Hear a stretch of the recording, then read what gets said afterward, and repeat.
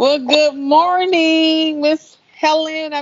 Helene. That's right, Helene. Helene. Helene, and with the E on the end. Fancy. I love it. It's Helen with a smile. Yes, Helen with a little added extra special. Awesome. So, I am so excited to finally be able to get this going with you and share all the wonderful things that you are doing. So, first of all, why don't you introduce yourself and let our viewers know who you are? I'm Helene Epstein. I say the M because that's the easiest way to find me on Facebook. I've been a journalist for a long time, way over 20 years. Wow.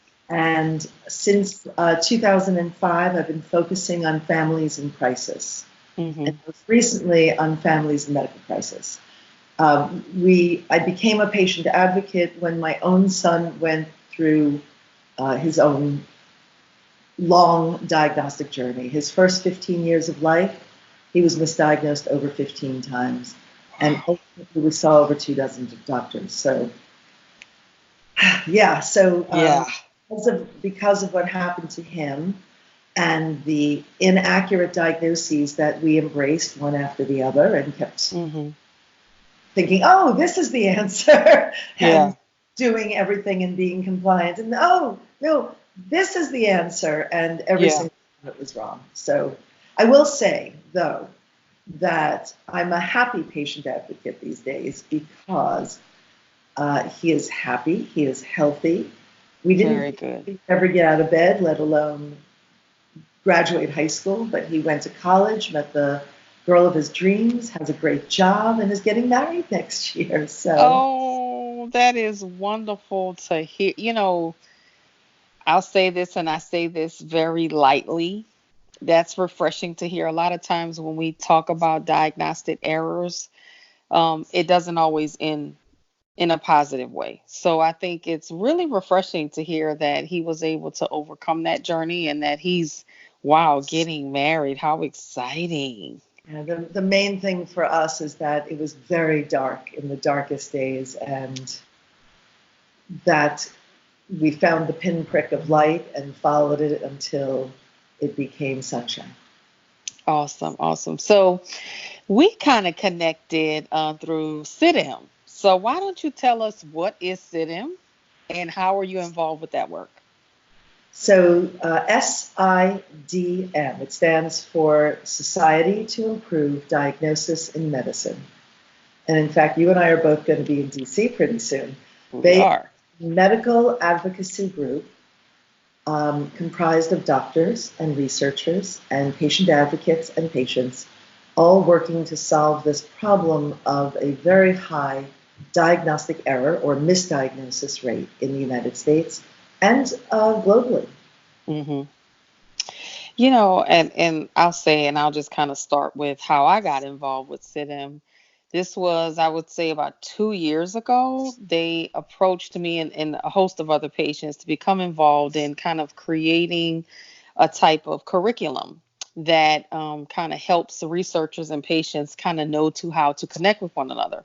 Right. And I'll say, and I'm being totally transparent, when I was approached and they explained to me, like, this was kind of like my first real opportunity to work like one on one with researchers, I was really intimidated. I was like, okay, how in the world am I going to sit with all these researchers and teach them something? And so we met together and really, really, really, really, it was a learning opportunity for me as well as them. And it was really well received. And so they turned it into the paired program where they pair patients and caregivers with researchers because we want to make sure that as the researchers are doing this work, they're doing this for the patients. Well, you have to kind of include them in the process from the beginning. And so that was a learning curve for them as well. And they were very, very accepted that and are like, okay, so now, I've seen where SIDM is really taking a very strategic effort to bring patients into all aspects of their work. And so, as a matter of fact, this week on Thursday, I'll be heading out to DC to do a couple of pre-conference activities with the researchers, because every year they have a conference, which is the DEM, where everybody comes together, as most of these organizations do, and have their yearly conference and learn all things and teach all things right together. So I'm actually getting involved with some pre-conference work to kind of prep the researchers as they go through the conference. And so we're going to have a big meeting at MedStar, which is going to be on Friday, where we'll all get together, and the patients had to submit questions for the researchers to kind of ponder. And so we're all going to come together at MedStar, which we really appreciate MedStar for hosting us, and kind of have a full day, Big you know, support. yes, big supporter, which we really appreciate that, to kind of have a big powwow, so to say, and go through those questions and let the researchers pick our brains, and we're going to pick their brains and really come together to make this work a whole lot more meaningful. And then on Saturday, the pre-conference, because the conference actually starts on Sunday, but we're going to be there on Saturday, and we're doing a workshop, me and some other patient partners in the group, and we're doing a workshop all around research and how do you include patient engagement in that research. And we're going to go through a couple of patient stories and really give them strategic activities to do. This is going to be a very interactive breakout session, so I hope they're ready. I'm glad you're teaching them. I'm glad you're teaching them and demonstrating the importance of having patients involved in the decision making when research is being designed and when it's being evaluated. Yeah. I will tell you that I first learned about SIDM. And by the way, their website is improveddiagnosis.org. Maybe we can put it up at the bottom after. Yeah, we will. In 2015, I finally got permission from my son to tell his story. And I started to do research. And one of the first people I called was a gentleman named Jason Maud. And Jason had nearly lost his daughter when she was 3 years old. Wow. She was misdiagnosed with a simple childhood disease, and they kept saying, that's all it is, but she had necrotizing fasciitis, and she nearly died. And she's had, from what I understand, about 20 surgeries since. And she's an adult now, and she's doing well, but she nearly died at the age of 3. Wow. And I heard the story, and I contacted Jason to see if I could interview him for the book that I was writing about pediatric diagnostic error, or children who have been misdiagnosed. And he said, well, why don't we meet in person? Aren't you going to DEM? And I said, what's DEM? And he said, it's the Diagnostic Error in Medicine Conference. It's happening in the DC area, 2015, and you should be there. And so as a journalist, I was given a press pass to attend. Okay. I was lucky enough to interview the leadership and many of the top researchers. And today I'm a columnist for SIDM. I write a column called DXIQ. So DX is diagnosis. It's like RX is prescription, or TX is a treatment plan. HX is your history. I don't know why this little X is there going out. That's what they do.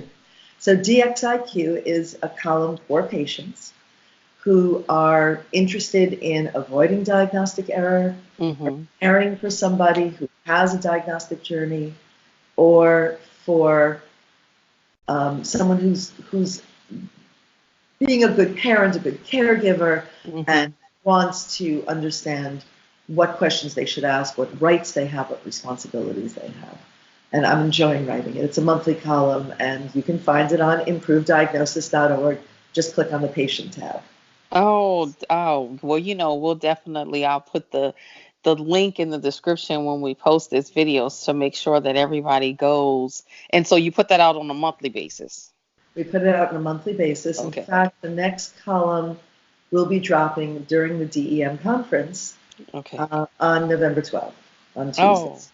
Awesome. But it's easy to find, and people could also check me out on Twitter or on Facebook, and I will post the articles there as well as a lot of other articles about diagnostic error and things that people need to know. Yeah, well, that is extremely helpful and informative. And, I think, I've had diagnostic errors in my life.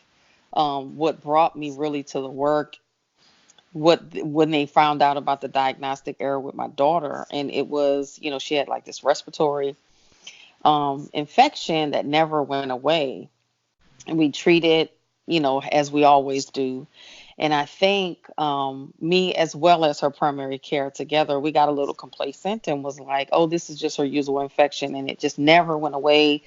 And long story short, she ended up having this raging antibiotic resistant infection called serratia. We were treating it incorrectly, and it really kind of banged her lungs up pretty badly. And so, that's kind of like where I brought myself to this work, and hadn't really realized how much of a severe epidemic that we're up against right now in diagnostic errors, from something as minor as overprescribing antibiotics to underprescribing antibiotics, or the appropriate antibiotics, or requesting those proper testing. So I know, it has taught me, to really open my lenses as a patient advocate, not just for myself, but for my community, to make sure, like, are you asking the right questions? Well, let me Do ask you you need, yeah, about this.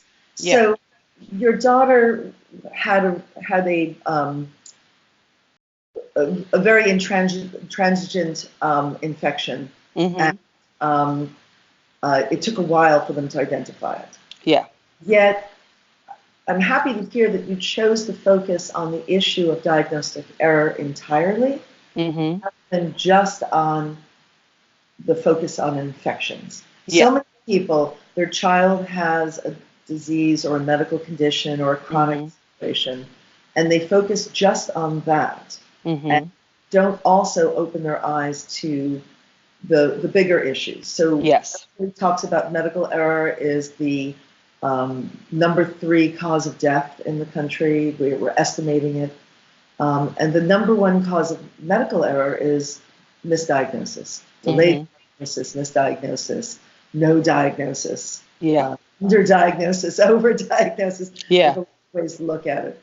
And I'm happy because the patient partners, the paired patient partner program that you're part of, is also involving men and women who represent disease groups as yeah, well, like Rain Johnson from Lyme disease. yeah. Yeah, absolutely. And And then, that's I think as we've learned, it's a way. Uh-oh. Okay, I'm back. I thought I was like, oh, did I disappear? Barbara. Um, yeah, as we're learning and bringing that information back to our patient organizations, it's a way to spread this information. So, it's one thing for me to get involved with a project or work. Why should I want to keep it here, right? I need to spread this information so that we can change the phase of healthcare. Because, I mean, at the end of the day, that's why we're all doing this. I hope that's why we're all doing this, so that we can make it better as a whole for our entire healthcare system. And it's really refreshing that we're showing true partnerships, because it's been, and I tell people, this is a huge misconception that researchers, physicians, clinicians, they don't want to engage the patients, right, on that higher level. That is the furthest from the truth. Versus, also too, like, patients don't want to be involved. We don't want to burden patients. I tell people that is the biggest misconception. And hearing it from the horse's mouth and being engaged with these researchers, like, they were like sponges. They wanted to know more and more and more and more, which it has taken the program to a whole nother level. So I always urge the patients, like, get involved. It might be a little scary at first. It will get better. And it's also equally scary for them too. They also need to have some training to be involved. And Yes. I think that the program that SIDM is doing, there are other organizations that are training their patients to do this as well. I sit on, well, I guess now it's 4 national studies. And Hmm. I've been on one for 3.5, almost 4 years now. And they're all looking at diagnostic error on a national basis, some in terms of pediatrics, some in Hmm. terms of how do we gather patient stories and Hmm. examine them. And I have loved it. 2 other places where patients can get involved easily. One of Hmm. the PFACs, the Patient Family Advisory Councils that most hospitals have now. So if you have a hospital in which you've had a problem being treated, or you've had a success being treated, but you're interested in getting involved, you can lend your voice that way. You can start by contacting your local hospital or medical center and saying, do you have a patient family advisory committee? Can I get involved? How do I get another way is to share your story on SIDM's website, improveddiagnosis.org. We have a section where we're looking for patient stories. And if you can share your story, and then you give permission on whether or not they can share your information with reporters, or whether or not you want to keep it private. But we're hoping that people will make their stories public. And obviously you can contact Desiree or me. Yeah, absolutely. If you want more information. And there's one more thing that I want you to talk about, which I think is really, really cool, is SIDM is taking the patients to the Hill. I heard you're going as well, right? I'm looking forward to that. Yeah. So we're going to meet with Aiken Gum, who is an advocacy group, a lobbying group, I guess, in D.C. Sometimes lobbyists are naughty and sometimes they're good. And this is a good group. And they're going to take us through some training on Tuesday night. And Wednesday afternoon, after a little more training, we'll have our assignments. And we march off to the Hill to go meet with congressmen, hopefully some senators. And I have a feeling 99% of the time we'll be meeting with their legislative aides and not the congressman or senator. I don't know who I'm assigned to yet. I'm excited to find out. I can't wait. Friends who work on the Hill, and I'm hoping I can drop in and add their congressman or senator to the list. Absolutely. Well, I hope that you guys that are tuning in have learned something and want to learn more. So one last time, Helene, tell them where can they find about SIDM and your column. What is that website again? Okay, so my website is hmepstein.com, and we'll put it in the comments underneath. SIDM, the Society to Improve Diagnosis in Medicine, their website is improveddiagnosis.org.